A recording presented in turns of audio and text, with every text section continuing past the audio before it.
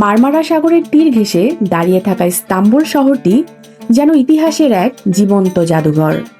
আর সেই মুকুটের সবচেয়ে উজ্জ্বল রত্নটি হল সুলতান আহমেদ মসজিদ, যা বিশ্বজুড়ে ব্লু মস্ক নামে পরিচিত।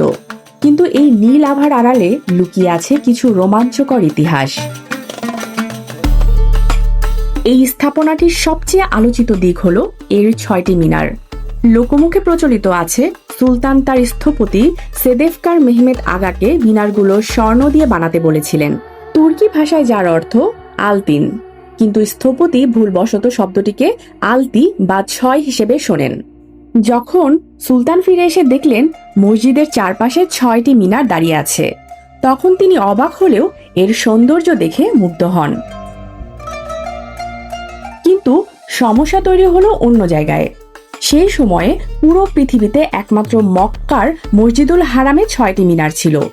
ইস্তাম্বুলের সমান সংখ্যক মিনার হওয়ায় মুসলিম বিশ্বের ধর্মতাত্ত্বিকরা একে মক্কার শ্রেষ্ঠত্বের প্রতি চ্যালেঞ্জ হিসেবে গণ্য করেন। এই বিতর্ক থামাতে সুলতান আহমেদ এক বিচক্ষণ সিদ্ধান্ত নেন। তিনি নিজের ব্যক্তিগত তহবিল থেকে অর্থ খরচ করে মক্কার মসজিদুল হারামে একটি সপ্তম মিনার তৈরি করে দেন, যাতে পবিত্র মক্কার শ্রেষ্ঠত্ব ও স্বাতন্ত্র্য সবসময় অটুট থাকে। বাইরের ধূসর গাম্ভীর্য ছাপিয়ে ভেতরে প্রবেশ করলেই দর্শনার্থীরা এক নীল সাগরে হারিয়ে যান। মসজিদের দেয়াল জুড়ে 20,000-এরও বেশি হাতে আঁকা ইউনিক টাইলস এবং কয়েকশো রঙিন কাচের জানালা রয়েছে। দিনের আলো যখন জানালা দিয়ে ভেতরে প্রবেশ করে, তখন সেই আলোর ঝলকানি দেয়ালের নীল টাইলসের উপর পড়ে এক অপার্থিব পরিবেশ তৈরি করে। এ কারণেই বিশ্বজুড়ে এটি ব্লু মস্ক বা নীল মসজিদ নামে অমর হয়ে আছে।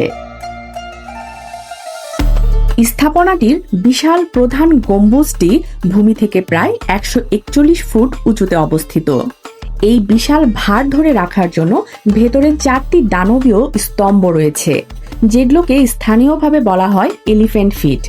স্থাপত্য শৈলীর দিক থেকে এটি ছিল তৎকালীন বার্জেন্টাইন আমলের হাজিয়া সোফিয়াকে টেক্কা দেওয়ার এক রাজকীয় প্রচেষ্টা।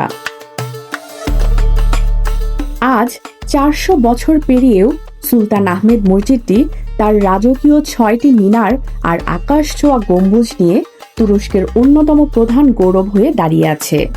এটি কেবল পাথরের তৈরি একটি স্থাপনা নয়, বরং মানুষের বিশ্বাস আর অপূর্ব নির্মাণশৈলীর এক অমর মেলবন্ধন। প্রতিদিন হাজার হাজার দর্শনার্থী এই নীল আভার নিচে এসে দাঁড়ান। তখন তারা বিমুগ্ধ বিস্ময়ে উপলব্ধি করেন কেন একে পৃথিবীর অন্যতম শ্রেষ্ঠ স্থাপত্য নিদর্শন বলা হয়। স্মিতা ইফতেখার, ডেস্ক রিপোর্ট, আলোকিত স্বদেশ।